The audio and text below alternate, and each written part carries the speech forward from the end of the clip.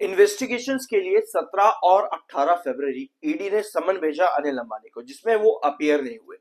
अब एक बार फिर से एक और डेट मिली है ईडी और कोर्ट पर एक स्टेटमेंट दिया है अनिल अंबानी ने। क्या है वो स्टेटमेंट और क्या है next date of investigations and summon from ED, इसको यहां पर देख लेते हैं। ठीक है, ऑल दो अगर आपने पिछले वीडियो देखे हैं मेरे रिलायंस पावर पर, तो एक चीज आपको बहुत अच्छे से मालूम होगी।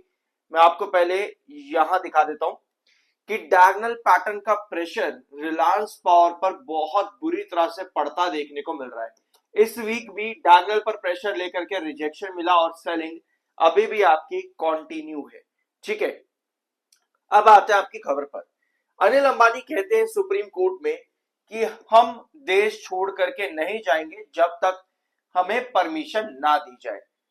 काफी केस आप लोगों ने सुने होंगे, विजय माल्या का केस आप लोगों को पता ही है, स्कैम कर दिया और फिर भाग गए देश से बाहर। एक्स्ट्राडिशन टीटी जितनी मर्जी चलाता रहो, वो बात की बातें होती रहती है। बट अनिल अंबानी ने ये चीज कही है कि सुप्रीम कोर्ट जब तक हमको परमिशन नहीं देगा तब तक हम देश छोड़ करके नहीं जाएंगे। 11 मिनट पहले ही सीएनबीसी टीवी 18 पर यह अपडेट आज के दिन आई है।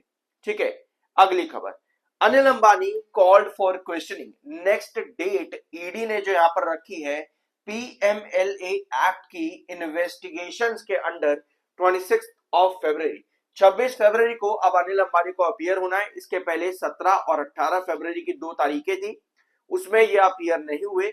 अब 26 फरवरी इनको नेक्स्ट डेट दी गई है ईडी की तरफ से।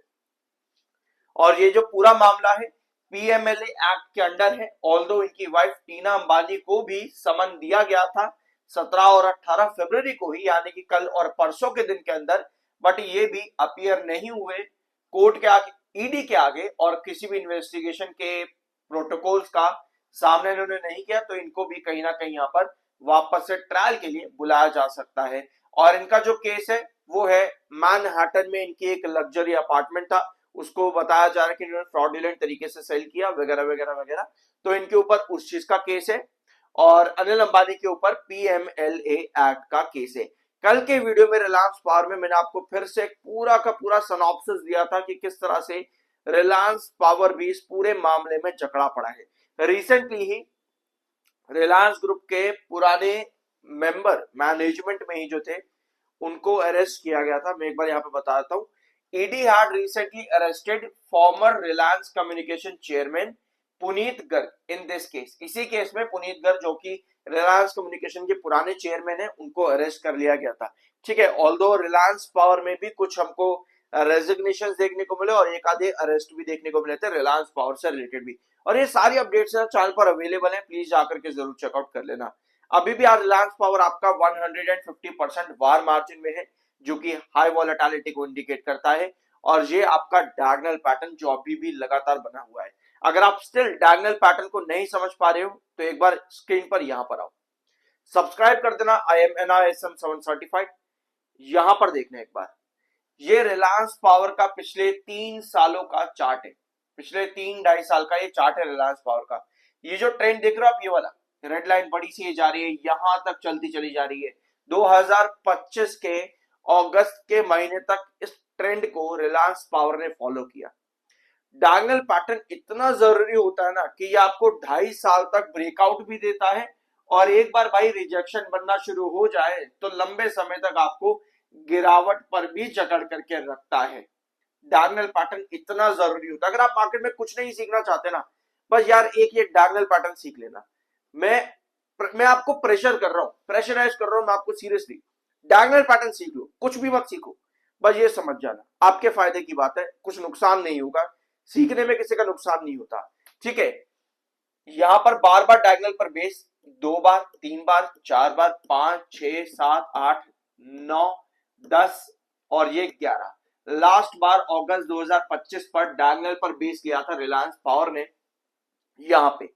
उसके बाद गिरते हुए रिजेक्शन बना दिए। जैसे ही आपकी खबरें आती है इस पीएमएलए एक्ट के अंडर कंपनी की प्रॉपर्टीज अटैच कर दी जाती है, रिलायंस पावर की जो है विंड मिल अटैच कर दी जाती है, रिलायंस पावर की कुछ प्रॉपर्टीज अटैच कर ली जाती है, रिलायंस पावर में रेजिग्नेशन देखने को मिलता है।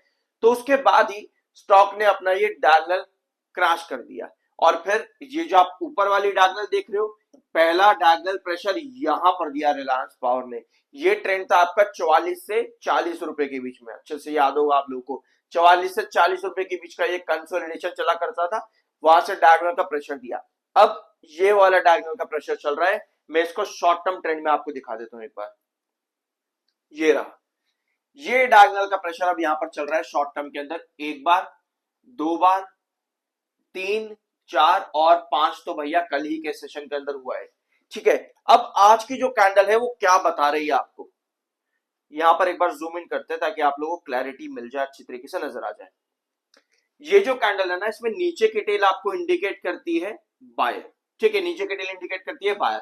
हमारा जो इंपॉर्टेंट रिजेक्शन है 2830 के पास, ठीक है, मार्क कर लेना, कल की वीडियो में मैंने आपको बताया था, फिर से 2830 के पास आपका इंपॉर्टेंट रिजेक्शन है।